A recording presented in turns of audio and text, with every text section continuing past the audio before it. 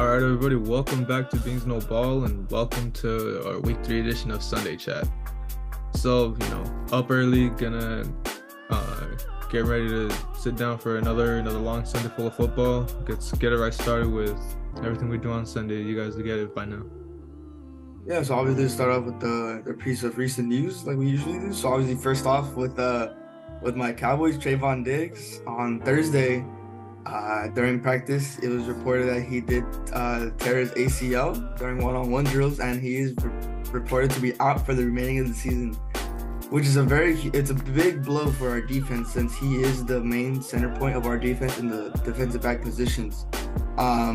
This is I don't think it's gonna be a huge blow to the season. I mean, well, obviously it is a huge blow to our team, but season-wise, I don't think it's gonna cause too much effect. I mean, our cornerback room is pretty good. I mean, we have Stephon Gilmore.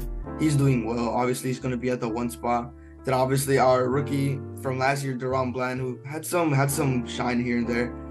He's probably going to be working in the third spot. And then obviously Jordan Lewis, who obviously had a career-ending injury last year in October, is finally returning once again after playing last week too. He's probably going to be at our second spot, most likely working on the slot. And honestly, I don't think it's going to be really going to affect us this season, even though Diggs is our main corner. But obviously, I still have hope for the season. I do think our cornerbacks are going to step up. Yeah, so another injury news, Austin Ekeler is going to miss his second straight week with his injury. It's really going to be another big blow to the Chargers. I know I picked them this week, and you do have the Vikings, so it's up to seeing how much that's going to hurt the Chargers offense, which at least offensively, I think the Chargers should still be fine. We saw last week against the Titans, the offense didn't really miss a step. Justin Herbert really still had a great game. It just all comes down to the Chargers defense, see what they can do, which as we're both seeing with these two teams, it kind of looks like it's just going to come down to them two. Both offenses doing great against the defenses. See which defense does worse. But regardless, it's going to be a tough blow for the Chargers. See when Ekeler can get back. Mainly for him, but also a lot of fantasy teams really struggling with this one.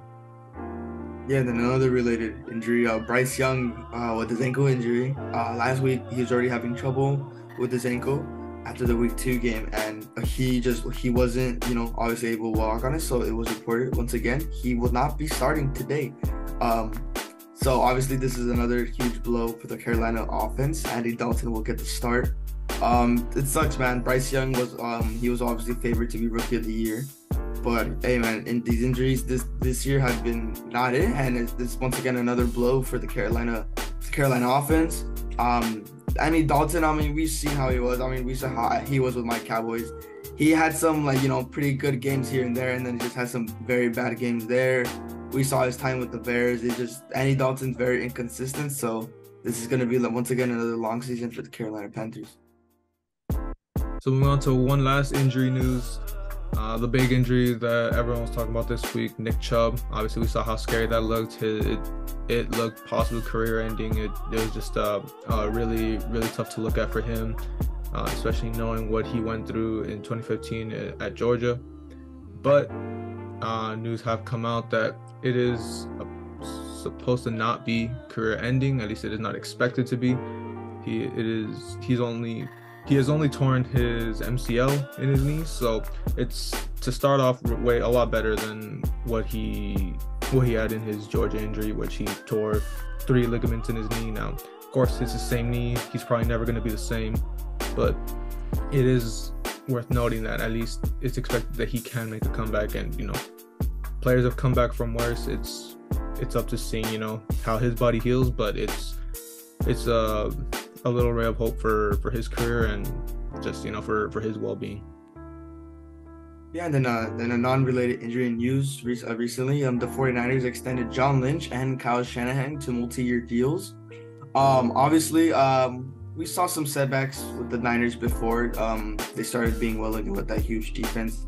I mean the most notable one with John Lynch trading those 3 first-round picks for Trey Lance, only for him to be traded for, I believe it was a 3rd or 4th round pick. I honestly have mixed feelings about this. I mean, don't get me wrong, Kyle Shanahan and John Lynch, they did step up in the recent years after those blasphemous seasons. But I mean, looking at these Niner fans, I would be not too concerned. But I feel when it comes to drafting, it's maybe a little bit, but it does seem to look like Brock Purdy will be the franchise quarterback. So maybe these multi-year deals between the both could benefit the Niners. But again, they do get a little bad rep just for the recent trade about Trey Lance. Yeah, and to hit one last piece of news, recently just broke a couple minutes ago. We've been waiting to see who is going to get the Super Bowl, and it has just been announced that Usher will be performing at this year's Super Bowl in Vegas. This comes that we realized 13 years ago he was a guest at Super Bowl 45 at Jerry World. So up to seeing. I mean, me personally, it's not the most exciting pick. After a couple names we're going around. Regardless, just up to see what type of performance he can give out. We know performing at the Super Bowl doesn't have that high level of glamour that he used to have with a lot of celebrities.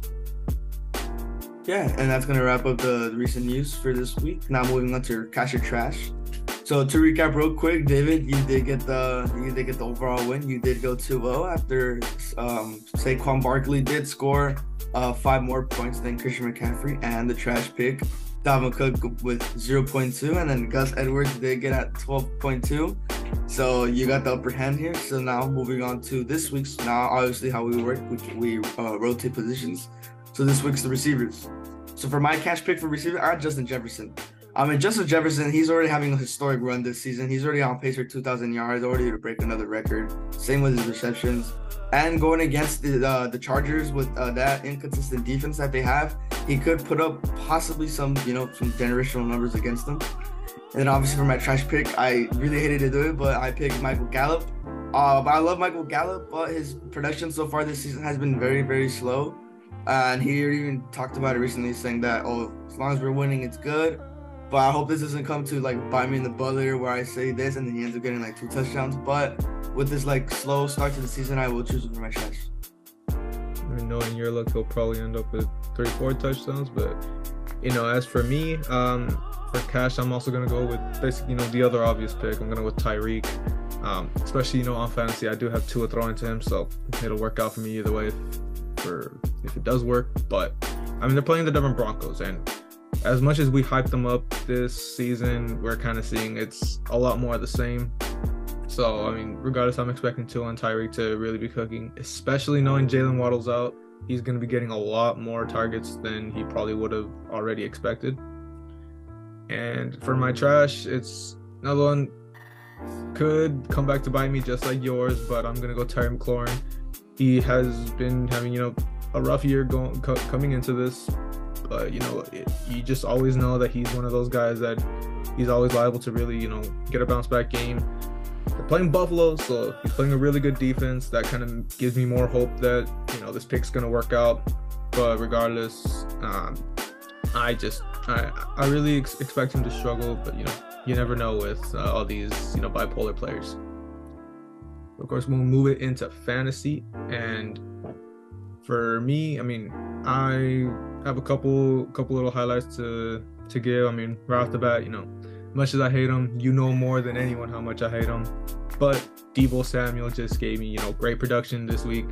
He gave me 25.1. He's kind of looking more and more like that 2021 self. Saw him last week how some great production he gave against my Rams, and now just looking like he's kind of working his way back.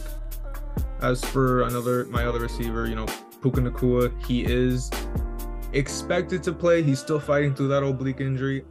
I'm gonna keep him in the lineup for tomorrow night against the Bengals. All comes down to if something happens, I will just swap in Tutu. That's it's for other fantasy owners, it just depends how much you want to risk it, and if you have someone playing Monday night, if you want to wait to see if it's going to be worth waiting to keep Puka in your lineup. But as for my defense, we know we rotate. I rotate them all the time, and we know how bad the Giants worked out for me last week. So I ended up picking up the Seahawks defense. They got a really favorable matchup with the Carolina Panthers. So really expect them to get me a little more. They've been struggling this year, but I really do think they can give me some decent numbers against the poor offense, especially missing out on Bryce Young. Yeah, and obviously for my lineup, pretty much the same, just rotated a couple players. So really, once again, my key one's going to be the Cowboys defense. We're going against the Cardinals, who is objectively the worst team in the league. But looking at them, they have been putting up fights of the last two teams, the Commanders and the Giants. The thing that scares me too is that Cowboys don't do so well with trap teams. I mean, we saw how they did with the Packers last year. We saw how they done with the Jets not that long ago. I don't know, Cowboys' luck is just weird when it comes to trap teams, but how this team's looking, it's going to be different. I don't expect this to be a trap game for us. I'm probably going to expect a very smooth game, especially with the defense leading the way. Another player that's really going to be key for me is Calvin Ridley. Calvin Ridley did not put up anything for me last week. Barely anything, but this week he's gonna be another key player for my lineup. I really gotta expect them well. And obviously my last one is gonna be surprise, it's gonna be Dak. Dak, he's not that fantasy QB. He's a great quarterback in general, but I do expect them to help me with fantasy here and there, especially going against the Cardinals, and he will help me with CD. And that is going to wrap up our third video of the new season of Sunday Chat. Obviously, we get out these small videos just for the week to get you guys. And that's really about it. We'll see you guys for the weekly episode.